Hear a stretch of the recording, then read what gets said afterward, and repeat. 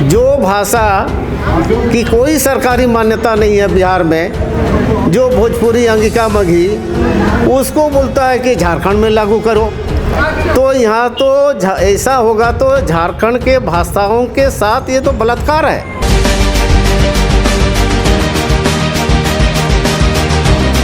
आज हमारे बीच में मौजूद हैं शैलेंद्र महतो, और ये किसी परिचय के मोहताज नहीं। अगर आप झारखंड प्रदेश को जान रहे होंगे तो एक स्तंभ के रूप में शैलेंद्र महतो का भी नाम आता है झारखंड के राजनीति में।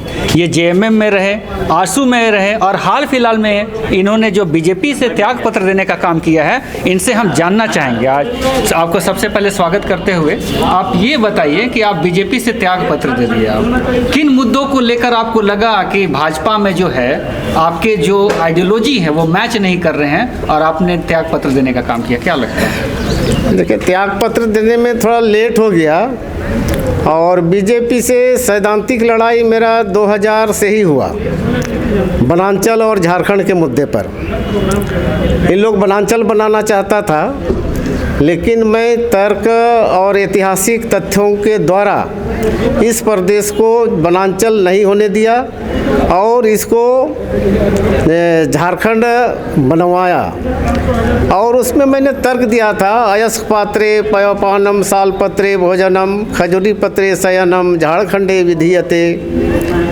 और उसके साथ साथ जब चैतन्य महाप्रभु नदिया जिला बंगाल से मथुरा गए तो उन्होंने लिखा है, उन्होंने कहा था कि मथुरा जाबार काले आसी झारखंडो मिलीलो लोक तहा प्रोमो आनंदो।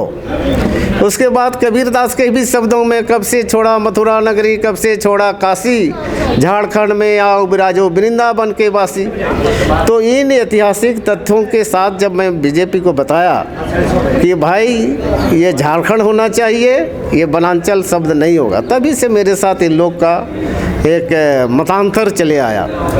और चलते चलते हमको कभी इन लोगों ने एमएलए एमपी का भी टिकट नहीं दिया, मेरी वाइफ को 2004 के बाद कभी नहीं दिया। तो हम रहे, लेकिन समय बलवान होता है। अब जो परिस्थिति यहाँ पैदा हुआ, भाषाई नीति लेके, नियोजन नीति लेके, स्थानीय नीति लेके, तो जो आदमी 25 साल का उम्र से झारखंड के लिए लड़ा हो, तो आज यदि हमको बुढ़ापा भी आएगा तो मैं तो खड़ा हूँगा।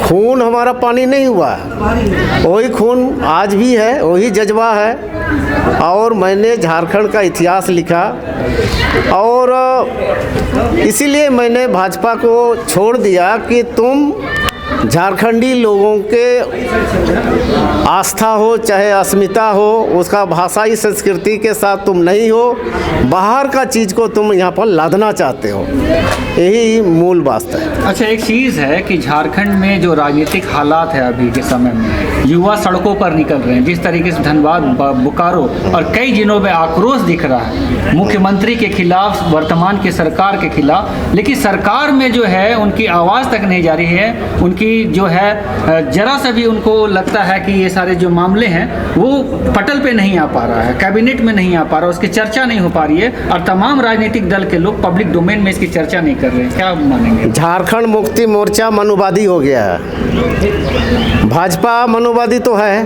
कांग्रेस भी मनुवादी है, आजसू जो सुदेश महतो का है ये भी मनुवादी है, और एक जेएमएम कांग्रेस के साथ चला गया उस मनुवादी के साथ, और आजसू चल गया बीजेपी के साथ, और जनता यहाँ लुढ़क रही है। यहाँ कोई सपना नहीं, कोई कल्पना नहीं, कोई भविष्य नहीं। और आज जब भाषा नीति आई तो इन लोग सब एक हो गया, कौन पक्ष है कौन विपक्ष है किसी को कोई पता नहीं है। मतलब इस तरह राजनीति तो दुनिया में मैंने कहीं नहीं देखा।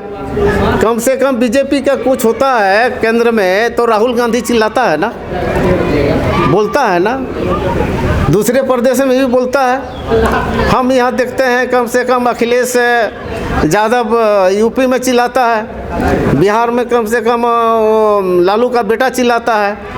तो पक्ष और विपक्ष तो है, लेकिन आज कोई यहाँ पर जबरन जो भाषा की कोई सरकारी मान्यता नहीं है बिहार में, जो भोजपुरी, अंगिका, मगही, उसको बोलता है कि झारखंड में लागू करो।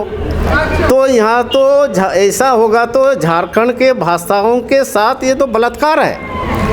यहाँ दूसरा और क्या है, जब तुम्हारा ही यहाँ को अस्तित्व तो नहीं है और तुम हमारे यहाँ थोपने चले हो जी, हैं। आज जिस तरह से बंगाल से लोग बांग्ला बोलते बोलते आया, बाद में हमारा मानभूम को तोड़ करके पुरुलिया का 16 थाना को बंगाल में ले गया 1956 में।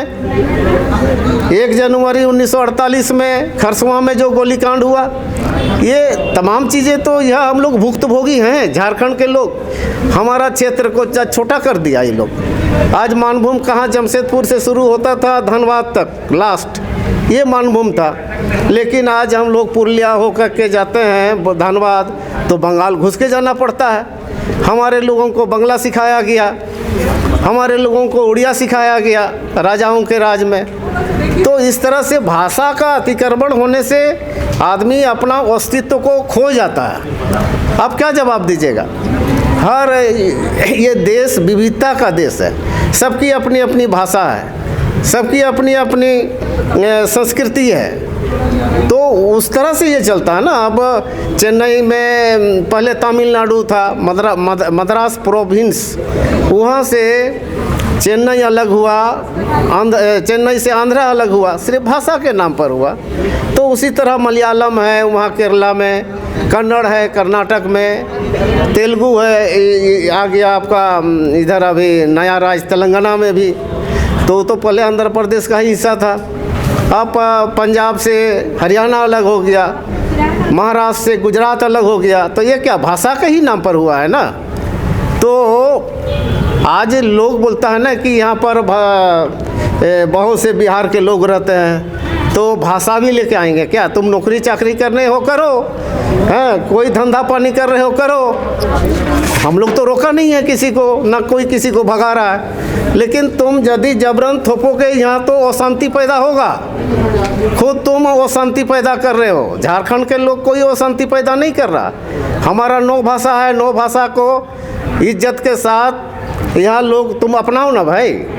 तुम यहाँ नागपुरी बोलो, चाहे उरांव बोलो, चाहे मुंडा बोलो, कुरमाली बोलो, कोई भी चीज़ को बोल सकते हो। लेकिन अब यहाँ पर अब जैसे धनबाद बोकारो में मैथिली भोजपुरी अंगिका घुसा दिया।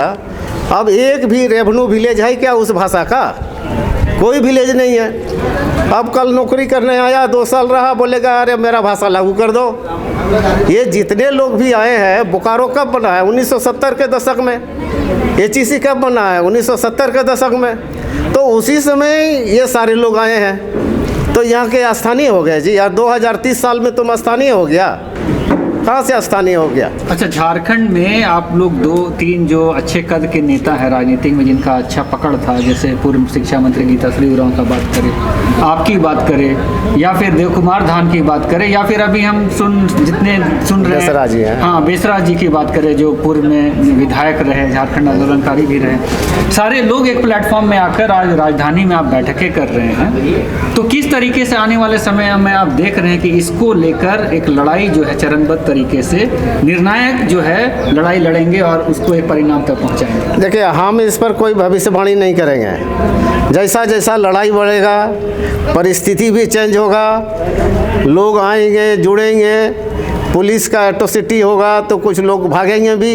इस तरह भी है, कोई आंदोलन को तोड़ने के लिए घुसपैठिया भी लोग आएंगे। तो इसलिए हम लोगों को बहुत सचेत ढंग से इस आंदोलन को आगे बढ़ाना है, इसको निर्णायक कदम तक पहुंचाना है। झारखंडियों की भाषा नीति, नियोजन नीति, स्थानीय नीति, इसको लागू करना है, यही हम लोग की। अच्छा, भाजपा के तमाम नेता जो हैं आज वो इस बात को कह रहे हैं कि सरकार के पास डेवलपमेंट के मुद्दे नहीं, इसलिए इस तरह के मुद्दे को पब्लिक डोमेन में ला दिया गया है विवाद उत्पन्न करने के लिए। देखिए, तो उन सारे नेताओं को आप क्या कहेंगे? ये सब बाहरी लोग हैं। भाजपा किसको कितना MP को टिकट दिया है बाहर के लोगों को? गोड्डा का जो MP है वो भागलपुर का आदमी है। PN सिंह कहाँ का आदमी है? वो भी भोजपुर तरफ का आदमी है। उसके बाद आपका पलामू का जो MP है, ये DGP ने क्या था यहाँ पर, BD राम, वो भी बाहर का आदमी है। आपका ये रांची का ये जो आदमी है क्या नाम है, संजय सेठ, ये हरियाणा का आदमी है। और एक क्या नाम है, ये चतरा, वो भी यूपी का शायद आदमी है। तो पांच आदमी है, इन लोग सब घुसपैठिया है। घुसपैठिया इस ये में बोलेंगे कि हमारा राजनीति को भी इन लोग अपने अंदर में ले लिया है। तो हमारा राजनीति जब मारा जाएगा तो ये बाहर के लोग हम लोगों को तो समर्थन नहीं ना करेगा।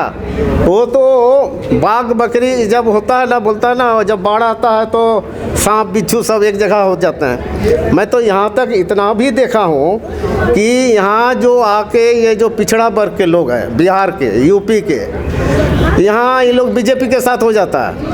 और ये लोग जब बिहार चला जाता है तो बिहार में जा कर के बैकवर्ड फॉरवर्ड होता है, कुछ लालू के साथ, कुछ बीजेपी के साथ। जितना मनुवादी लोग हैं बीजेपी के साथ और जितना नॉन मनुवादी है सब लालू के साथ होता है। वो किस्सा वहाँ भी है, यूपी में भी है। तो ये मनुवादी लोगों की जो मामला है, तो जो पिछड़ा वर्ग है जो बाहर से आते हैं वो भी मनुवादियों के साथ मिल जाते हैं, इसलिए कि इन लोग को यहाँ पर अपना भाषा चलाना है। ये लोग सोचता है कि हम ही लोग का राजपाट रहे।